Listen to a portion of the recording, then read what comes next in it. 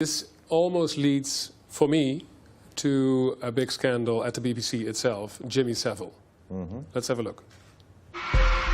One of this country's best-known TV stars, a man of the people, a friend of royalty, a devout Catholic who comforted the sick, was a child abuser. And he'd been allowed to get away with it, unchecked, for 50 years. No organisation is under more fire than the one that made Jimmy Saville a star, the BBC. On November the 14th last year, Karen Ward did an interview with the BBC's Newsnight programme. In doing so, she became the first person to talk on camera about being abused by Jimmy Saville. He wanted me to do things for him, he wanted me to fondle him. He asked me for oral sex, and I didn't want to. But the BBC chose not to reveal what Karen had to say. The investigation was dropped for what the corporation says were editorial reasons. So this is the opposite of good journalism. It's hiding a big scandal, and it happened within your corporation. It happened at Newsnight as well. Indeed, I think it was a very bad decision. Very bad decision. Were you there at the time? I was there at the time, yes. Did you fight it? Look, you have to understand, a presenter is not an editor. And I knew that this program was being made. I knew the producer. I trusted the producer. In the end, someone has to make a decision about these things. And the decision that was taken was stood on its head over the course of a weekend for reasons I do not even now understand. In my view, it was completely the wrong decision. I said so at the time. But in the end, somebody has to edit. The editor made a mistake there. But if you're there 23 years, which you were at the time, I guess that your voice has influence on the decision. I wouldn't assume that, old chap. No. You know, the BBC is a culture in which... When comes a time that you would say, OK, if you do this, then I cannot take responsibility anymore for my daytime job. I cannot anchor this show anymore when a scandal like this is being buried. It was nowhere near that. At that point, nobody, and I didn't know, and I don't think even the producer of the show knew. I mean, there were rumours about Saville for years and years and years. No one ever stood them up, and I did not know, and indeed the investigations are still ongoing, no one knows, the extent of his behaviour.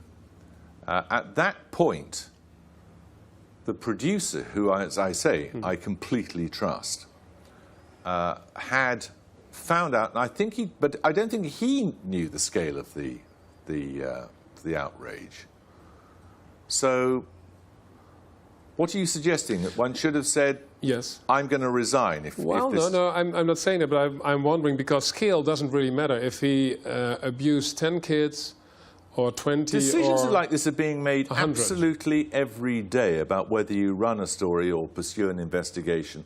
As I've mentioned earlier, investigations are extremely expensive and very, very time-consuming. Sometimes you can stand up for a principle, and as you just clearly explained, the principle of journalism is to get up in the morning, disclose what is not right. Now, within your organization, you have this story now, and again, you as a seasoned anchor, maybe you didn't know how many kids were abused. I didn't. I didn't know the details of it at all. Right, but you trusted the producer. Do you know the details of it? And I didn't investigate. Do you know the details of it? No, I know that. You don't? No. Well, then I suggest you desist. No, this is rhetorical, interesting, but I'm asking you. But you don't know. We didn't have this. I don't know either. I didn't know but then, you just and said I don't know now. You trusted you your claim producer. You do. No, I'm listening to you, and you said, I trusted the producer. He was a good journalist. Yes. That is, I assume that's what you meant. Yes, that's correct. So then you can make a stand as an anchor. Listen, we have to do this. This is a good story. Or it's a real, this is what is happening. As I have already explained to you, you clearly weren't listening. I did not know the details of it. But your producer found out what he found out in the report. Yes. That there was and I sexual trust him, yes. abuse. Yes. Yeah. Yeah. And naturally, you don't research all the stories as an anchor. I don't do that. Of course I don't. No, It's his exactly. story. That's why. I mean, that was he and I think, yeah, he and a reporter were on that story for quite a considerable time. They did the research on it. Yeah. My only question is, when do you stand up for a story where your editors or the corporation When say... you know the facts, and as I've already explained to you twice, they had the facts. I did not know the facts. No, but your colleagues had the facts. Yeah, and I trust them. Yes. But you're nonetheless taking it at second hand. Well, that's a kind of a verbal trick now, because No, it's not a verbal trick. It's a statement of accurate facts. Well, but then the editor-in-chief of the Washington Post could have said to Bernstein and Woodward, listen, I don't have your facts, so we're not going to print a Watergate You will scandal. recall that he demanded the source, did he not? He did, but he did still not know who exactly that was and what he had said to them, because he wasn't there during the conversation in the parking lot. No, he wasn't, but he believed his reporter. Right, and you believed your producer. I believed the producer, yes. Yeah. But I did not have the conversation myself. No, but the only question I'm asking you, why did you not stand up to your editor-in-chief and tell him or her, I don't know... It wasn't the editor-in-chief, it was the editor of the programme, but go on. Editor of the programme. Yeah. Yeah. And as you can ask an interview guest at the show 12 times the same question, did you... Because these things happen all the time. Well, not of this scandal. You cannot... You're very knowing after the event. At the time, nobody knew.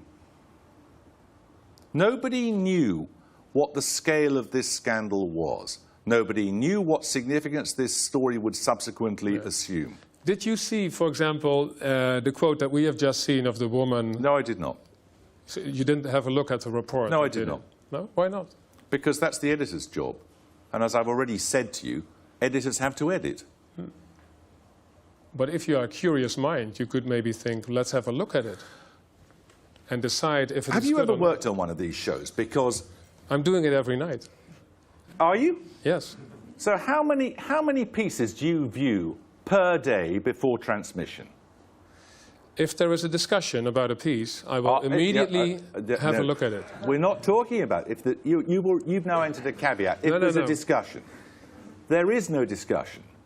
Well, there was no discussion following this. This was a straight piece of investigative work. By and large, I will see, or used to see, everything that went to air before transmission, of course. But this wasn't at the stage of being about to go to air. It was in the early stages of preparation. I did not see it, and nor, frankly, should I see it. It should be seen by the editor. How could you say that if you are a curious person? If there is a debate on such a story, then... I just explained to you there was no debate. This was a freestanding investigative piece. Yeah. So the researchers were not stopped by higher authorities within the BBC? What do you mean? Well, who stopped them of broadcasting? Do you know eventually who stopped this report being broadcasted? Well, the editor did. Who he had spoken to, I do not know. And still don't? And still don't. Well, you asking me, I would have looked at the report and talked to the producer. Well, bully for you. So you always, as a matter of course, see every preliminary piece of research, do you? I don't believe you. No. That's right. I just don't believe you. No, but you're right there. I would not look at everything. It's physically impossible. It takes you... How many scripts do you have to write a day? But if something is this, if there is, if it's this radioactive, I would be curious, interested, and I would like to know. No one knew it was radioactive. The guy had just died. Jimmy Saville. Yeah. Yeah. And there was this show being put up to BBC to celebrate his stardom. I'm just trying to find out. So you, as the preening presenter of this show, would come in and say, "I demand to see that." I wouldn't have to demand. I could just see it. Could you? Yeah, I can see. Who edits your show? The editor-in-chief. Exactly. Yeah. And the editor-in-chief is in the habit of inviting any Tom, Dick or Harry in to watch any sort of piece. Well, maybe not everybody, but the anchor, yes. Really? Well, it's a different culture. Really? Yeah. Interesting.